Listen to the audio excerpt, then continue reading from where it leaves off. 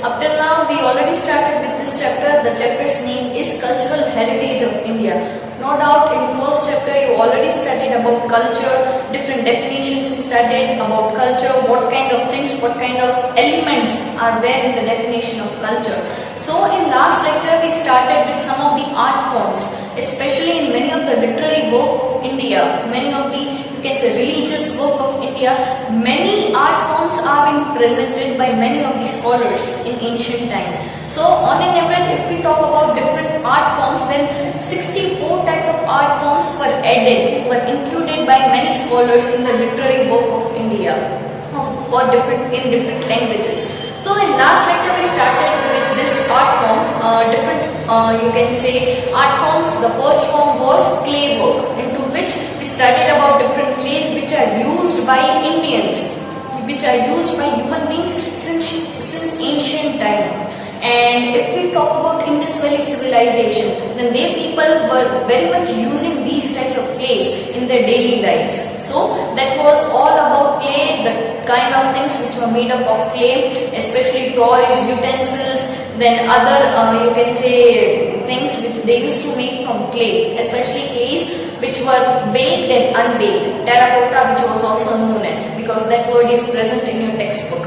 Apart from that, many of the clays were found in red color, some of those types of clays were found in black color. So according to the land, according to the soil type, these types of clays were found from different regions of India. So it was all about clay work and clay art which was there in ancient time, which is present in today's life. So today we'll study about 2 to 3 types, 3 to 4 types of art forms which are still present in India, which were there in ancient time also. So first one is art of weaving, second one is art of embroidery, third is leather industry, and fourth is diamond, beadwork and enamel work. So on an average we'll try to get some information about these art forms, because these were not only just art forms. By understanding these arts, by performing these arts into daily lives, many people are getting their livelihoods. But slowly and gradually, with the inception of because of the coming of technology into each and every field, many of the artisans, many of the, you can say, people who are very much skilled, many skilled people who are very much known of this art form, these types of art forms are becoming vanished day by day. So here some of the information we will try to get about these art forms. First form is art of weaving. So here weaving, generally in ancient time, especially if we talk about modern India, after the independence, Gandhiji or when India was not an independent nation, since that time period, Gandhiji had advocated all about independency, especially in the field of you can say agriculture and in the field of cotton and textile, because he himself used to work on the charkha, the typical name of spinning wheel. So here the art of weaving, that art is so much old, because since the cultivation of cotton started by people of Indus Valley, this art form has been performed by those people, and today also this art form is being performed by many of the people in India, especially some of the centers are dedicated to this weaving industry. Generally different threads are made of cotton and other material, and from those thread balls weaving is done, generally by humans also, by machines also, and that can be done with the help of spinning wheel also. So this art form is quite you can say ancient in nature in India. Generally hand weaving is also a part of this weaving process. Generally hand weaving includes many of the, you can say, handmade things, or you can say hastakala. Many of the materials are hand woven, many of the artistic things are hand woven. So those things can be sold in the market and they can earn their livelihood. So yes, this is the art of weaving. Generally it can be learned by anybody if you are going to give your time to this art form. Next one is art of embroidery. Generally art of embroidery is too much old in India.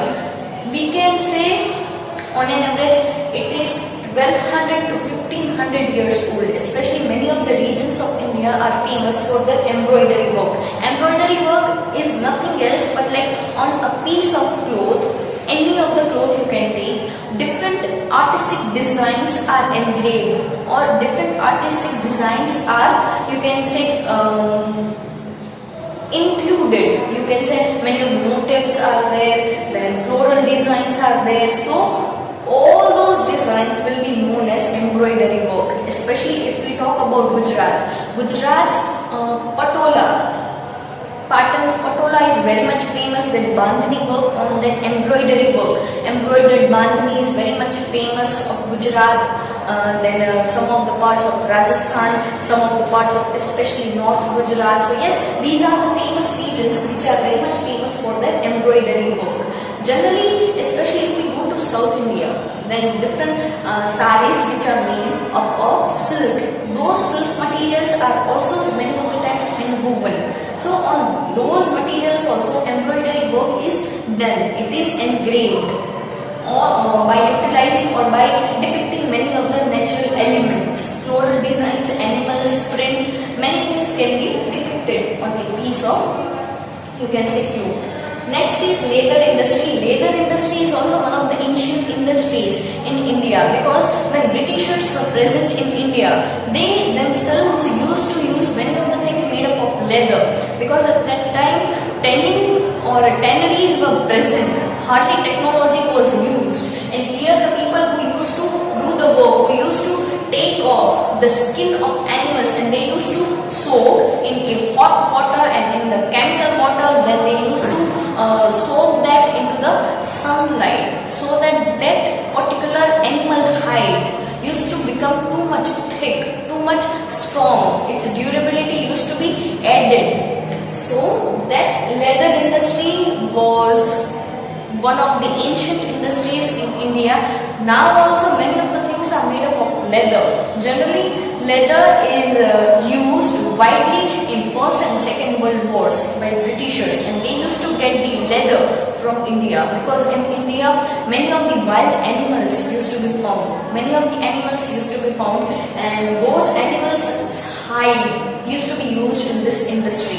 So to make mashak, to make dolak, to make other instruments which were useful in music, which were useful to make weapons. For those purposes, leather industry was like a boon for the people who used to earn their livelihood in this art form, by utilizing this art form. Nothing else but a pair of shoes used to be made from this industry. Next one is diamond, bedwork and enamel work. Generally, if you are going to see this particular art form in your book, it is given in bits and pieces. Then generally diamond industry, by utilizing the large coastline of India, on an average it is 7,500 km long. Indian coastline is. We can say in southern side we are having Indian Ocean, in the eastern side we are having Bay of Bengal, on the western side we are having Arabian Sea. So this much greater coastline India is gifted by the nature. So on an average 9 coastal states of India, they are indulged in diamond and as well as in bedwork. If we talk about diamond industry, diamond is generally found from southern India. Many of the mines are located in east as well as southern India. But that diamond that we get by mining it, by extracting it, it is not yet fully proper to utilize, to be used in jewelries, or it is used in other instruments, but it has to be polished properly. So generally that polishing work is done by Surat, that is also known as Diamond Hub of India, that is located in Gujarat, the coastal region of Gujarat. So here many of the things are made up of diamond.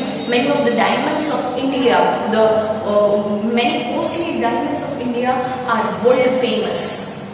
Then bedwork, generally since ancient times, since Indus Valley civilization, many of the bedwork, generally it is also known as button, they used to wear different ornaments made up of beds which were found from the coastal region. Carnelian, then jasper, jadeite, some of the precious stones were also a part of this bedwork.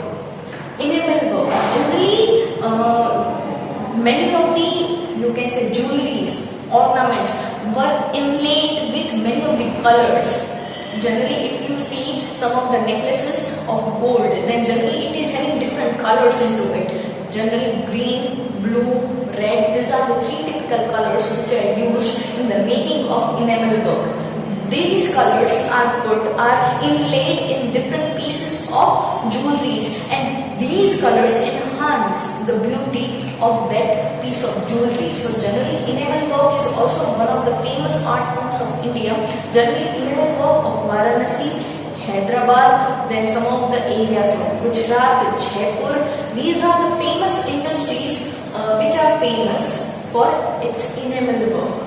So yes, today we saw about four industries, four art forms which are famous in India, which were there in past time, which are present in today's time.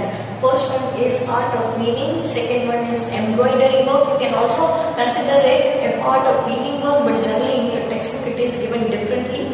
So here I explained it differently. Next is leather industry. Generally this question is quite important to understand because it is generally asked in board's examination. That write a few sentences about leather industry. So here you need to write how leather is made, who all are producing leathers, how is leather produced, how can you make it durable, then what things are made up of leather. Then next one is diamond, bedwork and enamel work. It is not read as bead, it is read as bedwork. So these are the different art forms of India which are famous in India since ancient times. So I hope you all will be clear with this 5 art forms, clay work, and today 4 art forms that we studied. If you will be having any doubt, you can refer it out again by this video.